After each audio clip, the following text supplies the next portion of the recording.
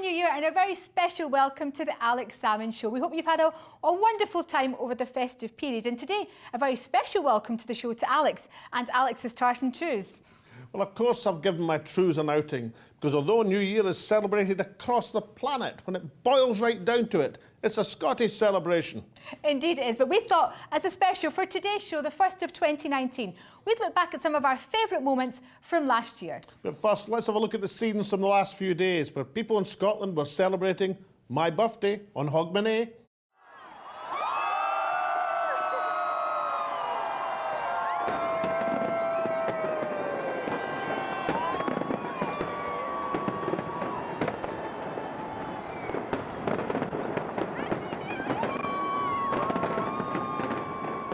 Well, that's some of the sights that have greeted people in Edinburgh over the last couple of days. But Tasmina, over the last few days, everybody across the planet has been singing Burns's masterpiece, Auld Lang Syne. But it turns out that that's only the third most sung song in the English, or in that case, the Scots language. What are the other two? I will hazard a guess that Happy Birthday might be up there. That's one to go. And I suppose the one that's sung mostly on occasions that everyone enjoys, so likely, maybe the one that follows it for She's a Jolly Good Fellow. you knew that all the time. No, I don't believe that, incidentally. But Robert Burns, how did we celebrate Robert Burns' birthday last year? Well, we did a Burns special, which was fantastic, with lots of people involved, but we started off the show at some of the statues of Burns around the world, starting from London. When Chapman billies leave the street and droofy neighbours meet, as market days are wearing late and folk begin to tack the gate, while we sit boozing at the nappy, getting foo and unca happy. Welcome to the Alex Salmond Show, and the opening lines of Robert Burns' epic poem in Scots, Tam O'Shanter, a tale of witches and warlocks, ghosts and ghoulies, with some reflections of life and the afterlife thrown in for good measure. This is Burns Night, and today all Scots and friends of Scotland worldwide are celebrating the works of Caledonia's bard Robert Burns, Scottish nationalist and internationalist, the poet of the common man, whose verses and love songs have been an inspiration for people as diverse as Abraham Lincoln to Bob Dylan. There are more statues to Robert Burns than to any other non-religious figure, with the sole exceptions of Queen Victoria and Christopher Columbus. This one here in Victoria Embankment Gardens in London is absolutely splendid. But if you're watching down under, I like this one in Victoria, Australia, or in New York, this one in Central Park. Meanwhile, back home in Ayrshire, there is this impressive monument in Alloway. That's where Tam O'Shanter barely survived his encounter with the Devil's Legions. Well, my Tam O'Shanter's in not bad shape, but the celebration of Scottishness is not just confined to Nerd Day and to Robert Burns' birthday, is it? No, indeed, and there's an annual parade in New York, which you had the pleasure of attending just last year. In fact, let's take a look. The Tartan Day Parade, which takes place the nearest Saturday to the 6th of April, is one of the highlights of Scotland Week. Since its inception 20 years ago, celebratory events have spread throughout the United States and Canada. However, New York still commands the most colourful displays. Here they place a premium on big and brash. Most of the tartans on display at the parade are of a traditional variety. There are modern Scottish designers who see kilts as a cool choice of wear, not just for a Sunday best. Foremost among them is Howie Nicholsby, himself a former Grand Marshal of the Tartan Parade, whose kilts have been worn by Robbie Williams, Alan Cumming and Vin Diesel. In Howie's words, he makes kilts for the 21st century. Howie, for 20 years and more now, you've been pioneering the radical evolution of tartan and the kilt. Tell us what that's about. I'm trying to make the kilt back to what it originally was, everyday clothing, before the English banned it in 1745 after the Jacobite Rebellion, and it was seen as, oh, if you wear a kilt, you're a rebel and you hate this and you hate that. I want to make the kilt back to what it really was, everyday clothing. And actually, it has been medically proven that Scottish men are less likely to get testicular cancer and impotency because they wear a kilt, because they get more airflow. So if you wear a kilt, you're more potent? Yes. The charismatic Howie's quite a character. In fact, in terms of your tartan trews, were they made by Howie for today's show? No, I'm embarrassed to say this is a pre-Howie pair of tartan trews. They've been around for for some time. What about the kilt you wore on that famous Hogmanay show last year? This is dreadful. That wasn't the Howie's either. But everything I wear otherwise, Howie's had an influence on. Oh, he's a great chap. Really, really nice guy. And did you enjoy the parade?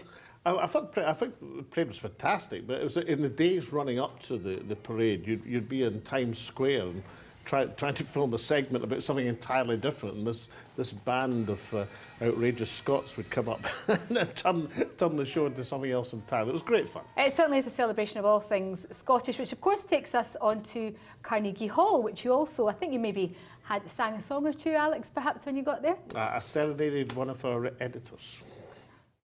And this is the first of a trilogy of programmes on the contribution of Scots to modern America. We start here in the hall built by Andrew Carnegie, who has a great claim to be the most influential of all Scots on modern America. He became the world's richest man through honest endeavour and ruthless ambition, and then he proceeded to almost invent the concept of philanthropy and gave his fortune away, because in the precepts of Andrew Carnegie's faith, he who dies rich dies shamed. What an absolutely stunning venue. Do you think you'll ever get the chance to play at Carnegie Hall at the Alex Salmond Unleashed show, perhaps? I think I might. I mean, Gino Francesconi, who the Italian-American who showed us around, the curator of the Rose Museum, as it's called, has collected hundreds of thousands of Carnegie exhibits over the last 20 years or so. But Gino told a great story. That magnificent hall, he actually had a part-time job as a student in the 1970s. And the very first day, he was an usher way up in the gods. The very first day, Ella Fitzgerald was singing. So after the show, no mobile phones in these days, obviously, after the show, he phoned his dad and said, listen, I've been at my job at Carnegie Hall and I've been paid. I have been paid to listen to Ella Fitzgerald. And his dad said, well, that's a job for you, Gino. And he's still there with a magnificent array of Carnegie exhibits. What a lovely story and what a great job to have. In fact, I wonder what Carnegie would have thought. Well, Andrew Carnegie was the richest man in the world. I mean, proportionally much richer than all the dot-com billionaires these days. He was by far the richest man on the planet. And then when he retired, he proceeded to give away his entire fortune. In fact, so big was his fortune, he had trouble finding things to give it to. So I think Andrew Carnegie might have approved of the next show we did, which is an aspect about how do you commercialise Scotland's great reputation? And the answer is, you do it for Scotland, the brand. Two cities in particular in Scotland have risen very quickly. First, Glasgow, with their tourism branding slogan of People Make Glasgow, which was developed by surveying hundreds and hundreds of thousands of Glaswegians to come up with words that resonate with the local population. So it's truly authentic. So it's People Make Glasgow. People Make Glasgow, that's right. And then in the city of Edinburgh, the slogan is This is Edinburgh, which allows every citizen to contribute their own voice, as Edinburgh is doing now with the Edinburgh 2050 project to develop the future of this great city. So from what you say, Scotland has achieved a very strong brand identity and has a very high percentage of visitors to local population. But is there anything else Scotland should be doing? And from your assessment, is there something else they could be cutting through on? Yes, indeed. We should continue to evaluate and analyze brand perceptions of Brand Scotland. But in addition, we should not only listen with our head, but also our heart. It reminds me of when the Scottish Parliament building, that beautiful, iconic building, opened in Edinburgh many years ago, and Edwin Morgan wrote that wonderful poem, Open the Doors. He was the Macker, the national poet of Scotland. That's correct. And Mr. Morgan's poem resonated with the entire country, so that today our tourism slogan is Scotland is now. And now is all about opening the doors to everyone to say, this is a welcoming, caring, sharing country. We invite you to join us. The wonderful Professor Joe Goldblatt, proud to call Scotland his home, and of course we are proud to have him. Now, we've covered a number of human interest stories. One in particular that certainly caught my attention, I think many of our viewers too, was the story of the former presiding officer of the Scottish Parliament, Tricia Marwick, and how she faced so much adversity. You were very seriously ill when you were presiding officer, and yet continued in post. without people, I think, being aware of just how serious your condition was. You were, one or two of us were privileged to be told by you, but not many. So tell us a bit about how you confronted that illness and determined that you could still continue in post and be effective as presiding officer. You know, it was important that I didn't tell anybody just how ill I was, because it comes down to the fact that you can't show weakness in a chair. If people had known I was in the chair, they would have done two things. They would have held back from being as rough and boisterous as they should be, or secondly, they would take advantage of it. And I just thought it was really, really important to keep that firm grip on it. And the only way I could do that was not telling anybody. There was also, of course, the fear that I wasn't going to get better. Yeah, very remarkable and a very courageous lady. I was one of the very few people who actually knew how ill Tricia was, and yet she continued her duties as presiding officer. A truly remarkable performance. And all credit to her for that, but she was very clear. I mean, of course, she was the first female presiding officer of the Scottish Parliament, a wonderful achievement. But for her, in that interview, one of the things that struck me the most was what she said about being the first person from a state-educated background, and that meant so much more to her. But of course, she's not retired at all, has she? She's in Catalonia doing all sorts of things to raise issues about the right for people to exercise democracy, which she feels as a presiding officer is the right thing to do. Well, I think it's a model for what you should do after office as a presiding officer. I mean, ex-First Ministers do all sorts of things, television shows, all that sort of stuff. But what does an ex-presiding officer or an ex-speaker do? Apart from going to the House of Lords, I think Tricia provides a fantastic example. She's doing Scotland proud. And of course, women in politics, something again close to her heart. And of course, this year marks 100 years since women had the first right to vote, and there's been so many marches for women going on across the country. And I was delighted to interview Helen Pankhurst. How much of an influence has being related to the leaders of the British suffragette movement had on your life? How could you not be influenced by two such amazing people? And, carrying the surname, it had to be part of what I did with my life. And, they were so amazing because of what they did in the past. But the fact is that that's still relevant today. The issue of women's rights resonates through the ages. So that name is not just part of history, it's part of the present. Yeah, it was quite some interview. I wondered, what do you do when you've got a name like Pankhurst and you're also an activist and a campaigner for women's progress across a range of things, but carrying that family name must be quite something. Well, the wonderful Helen Pankhurst has used the Pankhurst name as best as she possibly can to raise awareness in a variety of issues, moving from votes for women to getting women into Parliament. But there's been quite a lot of antics over the past few months that probably put women off getting into politics. You mean like the controversies that climaxed the House of Commons in the dying embers of the year? Not least that in the run-up to Christmas. I think everybody was glad to pack up their bags and go home, but they'll be back next week for the new year. We'll see what that brings, and also we'll see what's coming up after the break brings. Well, coming up after the break, we move from that key issue onto some of the other big issues we tackled. Issues like Islamophobia, anti-Semitism, and furthermore, Taz and I will both be selecting our very, very, very favourite clips from 2018. Join us then. Welcome back. We've covered a variety of very interesting subjects, including that of anti-Semitism. Let's hear what the Chief Rabbi had to say. Anti-Semitism is not only a Jewish problem, anti-Semitism is a threat to our entire society. So the fact that the British nation are investing in this initiative is of enormous significance, and most of all to our Holocaust survivors, because they are really deeply worried. What's going to happen beyond their own lifetime? We need to let them know that we're going to carry their torch for them.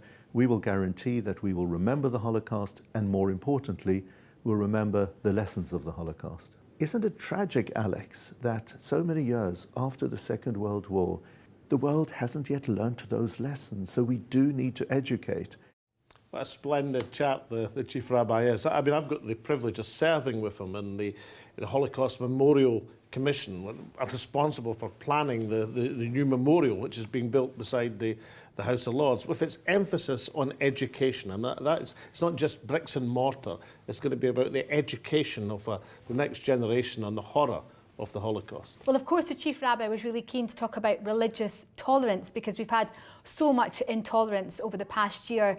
Islamophobia, of course, being a subject which we covered. And of course, at Ramadan too, we visited, of course, the Central Mosque in London. After a month of fasting, as Ramadan 2018 approaches its end, and more than 150,000 Muslims will have prayed over this month, and Eid celebrations are being planned, we look at what it means and its importance to Muslims around the world. Well, I thought that's really important because there have been many outlets and programmes have covered anti-Semitism in the Labour Party this last year, but not so many have covered Islamophobia and the Conservative Party. Of course, Baroness Saida Varsi has raised this issue on a number of occasions, and that mantle was also taken up by her fellow peer, Lord Sheikh, who wrote to the Prime Minister about this very issue to ask what the Conservative Party was going to do to tackle it. In fact, you spoke to Lord Sheikh on the Green. Lord Sheikh, welcome to the Alex Salmond Show. Now, you were the first Conservative Muslim member of the House of Lords, but recently you've written to the Prime Minister expressing your concern about Islamophobia within the party. What provoked you to do that? Unfortunately, I believe that Islamophobia does exist now within the Conservative Party. I've tried to deal with the matter quietly by writing to the present Prime Minister, to the previous Prime Minister, as well as have spoken to the CCHQ. But unfortunately, we have not received the right reply, and no positive action has been taken. I believe that the party should accept that there is a problem, and let's come off this high horse of the denial. Well, of course, if the answer to anti-Semitism and Islamophobia is education and building bridges, but it wasn't just bridges you were building, wasn't it? I wasn't just building bridges, Alex, I was building ships and talking about the future of shipbuilding in our three-part series on it. Of all the great names of British shipbuilding, perhaps Harland and Wolff is the most famous of all. If not the largest shipbuilder in the world, it certainly built the world's largest ships, with the Olympic class including the Titanic, proudly launched from the Belfast jetty before the Great War. The decline of the company matched that of British shipbuilding as a whole, with effectively the entire industry now confined to military orders, with little presence in any commercial shipping market, a world market now worth some $250 billion. Yeah, there was a bit more to that clip than meets the eye, Tasmina. As you were extolling the future of shipbuilding to the camera, I was down stopping the people from the ferry who'd just landed coming through your shot. So there's this queue of people getting off, unsuspecting a ferry in the Thames, and I wouldn't let them off until you'd finished your monologue. Well, they were all very cooperative. Thanks to them all. But at the same time, that bridge was actually moving backwards and forwards. And those who are more astute will have noticed I'm trying to stifle a laugh while I'm doing that delivery there. But anyway, we also met with the wonderful people of Ferguson Shipyard too in Greenock. Yes, Glasgow. You got to do a piece on the Thames, and I got to go back to Scotland. If you look here right now, within Ferguson, we have around 300 people, but it's the knock-on effect that that has in the local community. We're bringing security back to these employees, well-paid, good jobs to the local area, which then gives the follow-through for that, people buying houses in the local area, the schools, the local community.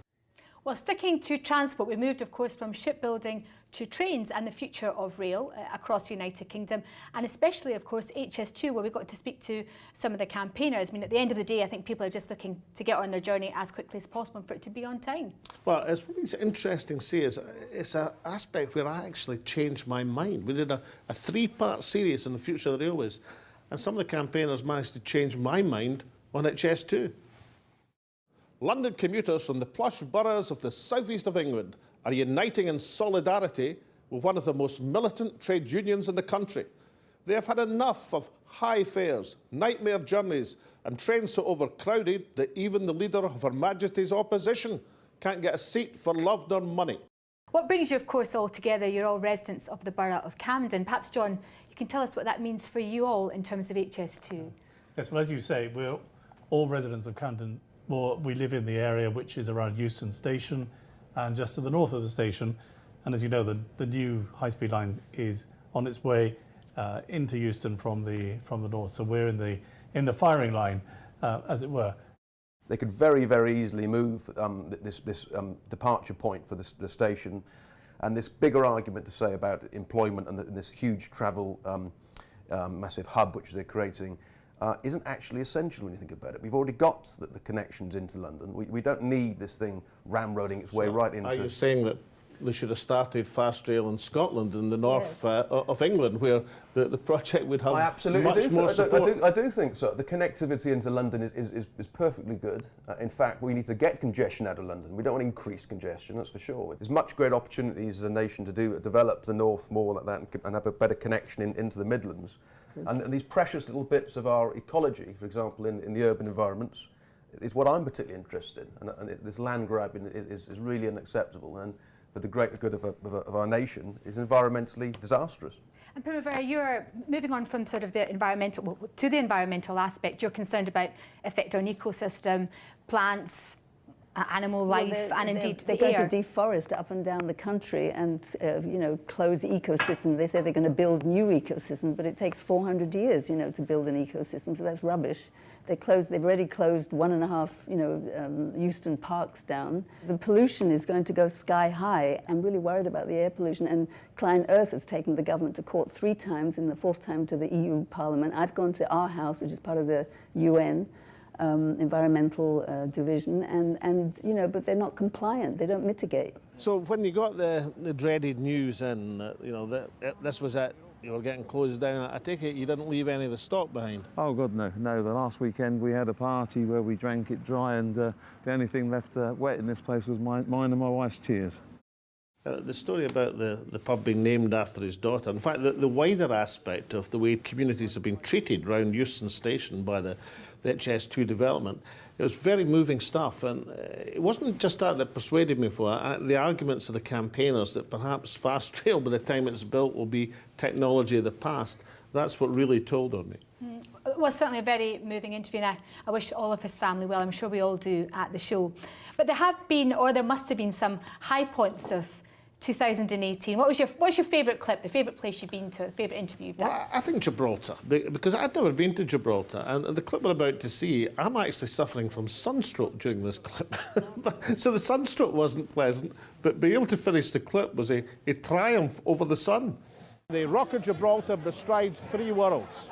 It's Britain's outpost to the continent of Europe. It's part of the Iberian Peninsula. But standing here, I'm only 12 miles from the tip of Africa. Each of these factors have had a substantial influence in making up the diverse communities of this fascinating territory.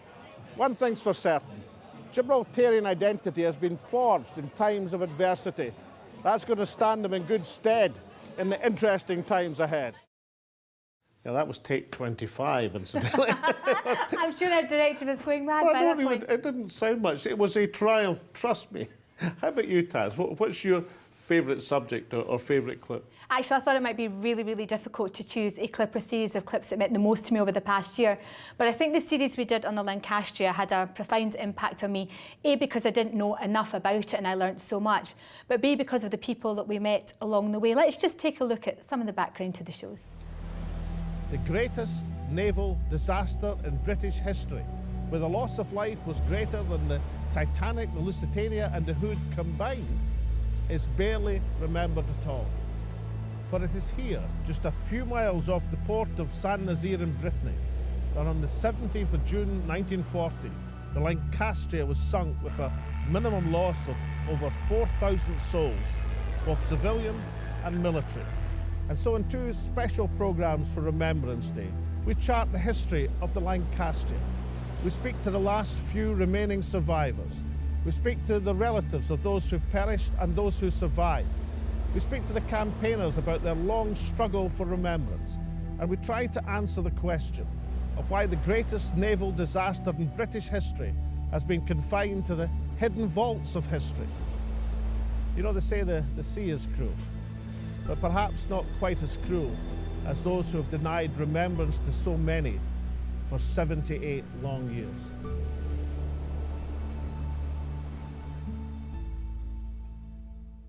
Can I talk about your medals, sir? Because you served right through the war. I can see the King George medal. Yeah? Yeah, but you see, none of them was to do with the Lancastria. All of these was what happened to me after that. Would you like to have a medal that signifies the Lancastria? Do you know what? I was going to ask you that. Somebody told me that all the survivors in Scotland Not just was given a medal. No, everybody was given one. That's what who he applied. Well, And it just so happens, sir, that I have one with me. And with great pleasure, sir, oh, that's to you, that's beautiful. Ernest Beasley, That's very the nice. Royal Engineers. Yeah, very It's my good. privilege to present That it is, to you. that is really nice. I certainly appreciate that. Yeah. For your service, sir. And I'm very pleased I'm here to talk to people about it. And talking so well. Yeah, oh, that was lovely. I'm so pleased. It's a privilege. Mm. The lovely Ernest Beasley there receiving a medal from you, and it was just the most wonderful moment for him and from his family. 101 years old, one of the Lancashire survivors. An amazing experience, one that I'll never forget and treasure forever. Well, Ernest Beasley, 101 years young, as you rightly say, he didn't just have the most moving moment of the year, he also told the joke of the year, because believe me, Ernest has every single faculty. I did go to Scotland a couple of times. In fact, they named a loch after me. What, Loch Ernest? Loch Ern. Loch Ern. I'll remember that next time I'm Yeah. there. Well, normally we'd climax a New Year's show with that third most sung song on the planet, Auld Lang Syne. But something tells me that Tasmina has another Burns song and another Burns in mind. Well, we're going to hear from my favourite singer, Ryan Burns, who's going to play us out with the International Anthem of Equality, A Man's a Man for All That. So from Tasmina and myself and everyone at the show, it's a good new year and goodbye. For now. Is there for all this poverty that hangs his head and all that the coward slave we pass him by, we dare be poor for all that and all that, our toils obscure and all that. The rank is but the guinea stamp, a man's the guide for all that. But though on Hindley fair we dine, we're hard and grey and all that, Gee fills their silks and leaves their wine, a man's a man